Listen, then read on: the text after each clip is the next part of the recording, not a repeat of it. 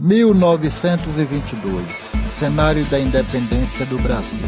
Considerado um governo café com leite, Arthur Bernardes assume a presidência nesse mesmo ano.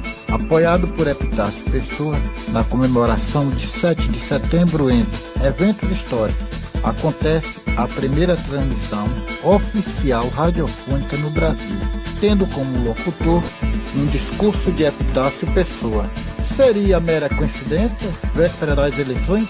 Mas o rádio expandiu mesmo em 20 de abril de 1923, com a Rádio Sociedade do Rio de Janeiro, mesmo ano em que um jovem chamado Luiz Carlos Prestes criava um meio alternativo de informação, a Coluna Prestes.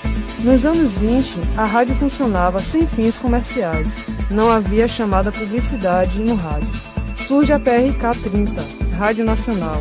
Ela se tornaria um marco na história do rádio com seus programas de auditório. As cantoras do rádio, levamos a vida a... Anuncia que está no ar a PRK 30 para a apresentação de mais uma espetacular edição pelas abóboras celestiais do Brasil.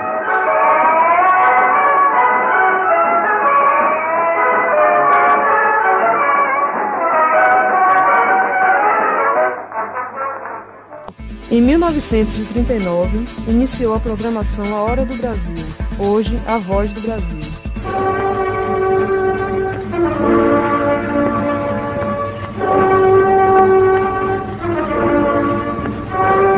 Vai transmitir A Hora do Brasil deste dia 7 de setembro, diretamente do estádio do Clube de Regatas Vasco da Gama. Na década de 40, chega a era de ouro do rádio. Surge o Repórter S, patrocinado pela empresa norte-americana de petróleo. Amigo ouvinte, aqui fala o Repórter S, o testemunho ocular da história.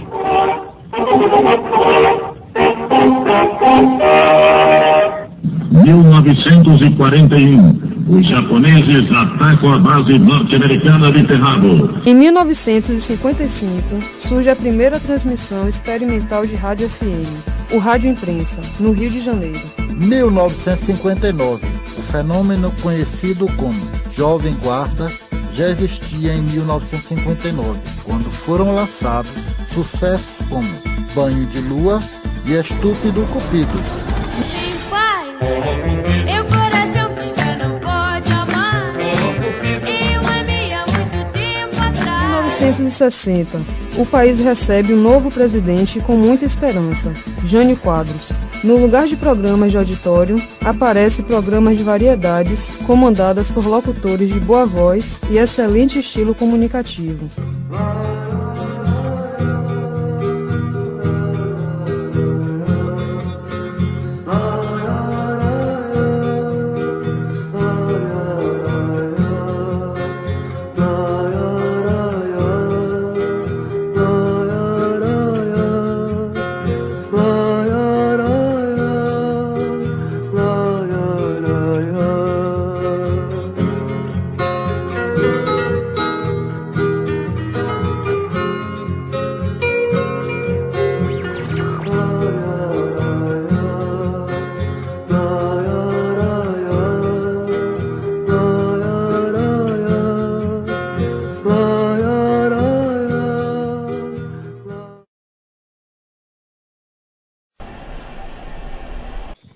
No dia 18 de setembro de 1950, chegava ao Brasil a TV Tupi, Canal 6 de São Paulo, primeira estação de TV do país. 2 dias depois, ia ao ar o seu primeiro telejornal Imagens do Dia.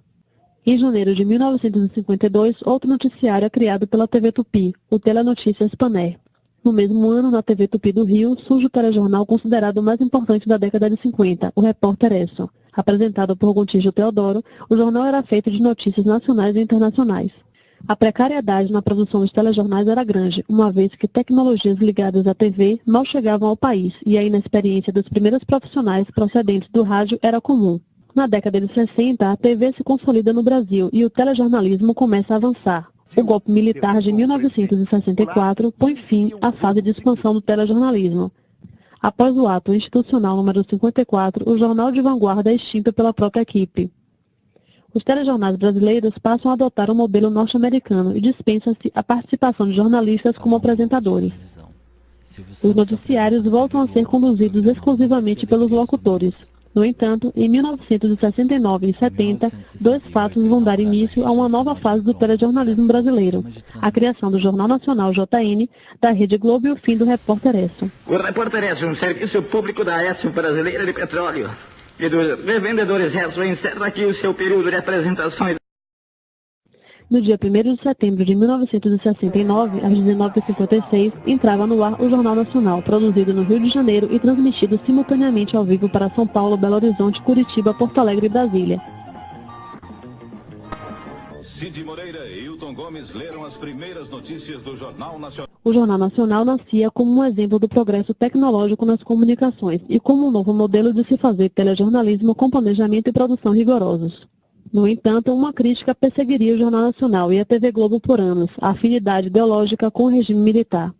No início dos anos 80, com a anistia e de extensão política dos militares, a TV Tupi transforma o programa semanal Abertura em um espaço aberto a intervenções dos exilados que voltam ao Brasil. Mas nada disso ameaçava a supremacia do telejornalismo da Globo. Nessa anistia, tudo isso que está acontecendo. Mas eu acredito mesmo quando ele estiver aqui fora. Antes eu não creio, não. Com o começo da distensão política no governo do general Gesel entre 1977 e 79 e a partir do governo do presidente João Batista Figueiredo, o jornalismo brasileiro passa a ter que lutar com a censura interna, ou seja, com a autocensura de profissionais e empresas que não estavam acostumados com a liberdade jornalística. Em setembro de 1988, o SBT leva ao ar o Telejornal Brasil TJ Brasil, primeiro noticiário brasileiro que traz a figura do âncora, Boris Casoy. A figura do âncora começa a fazer parte de vários telejornais. Em 1989, outro acontecimento vai marcar a história do telejornalismo no Brasil, a primeira campanha presidencial, depois de 29 anos sem eleição direta para presidente. Para transmitir o último debate entre os dois candidatos que disputam a presidência da República no segundo turno. Os dois candidatos já estão a postos em suas tribunas e nós voltamos. Segundo o livro comemorativo dos 35 anos do Jornal Nacional, a Globo apresentou 2 edições no último debate, no dia seguinte à sua realização, uma no Jornal Hoje e outra no Jornal Nacional. O resumo do JN provocou grande polêmica. Já na década de 90, o momento era pela busca de credibilidade dentro do telejornalismo. Essa credibilidade era buscada na valorização do jornalista como apresentador de notícias, o que daria um fim à figura dos grandes locutores. O crescimento das TVs por assinatura no país refletiu de forma direta na queda da audiência nos programas de televisão aberta. Depois da década de 90, em que oscilações na audiência levaram a experimentações nem sempre bem-sucedidas, no ano 2000 o telejornalismo brasileiro entra com novos protagonistas na disputa pelo público.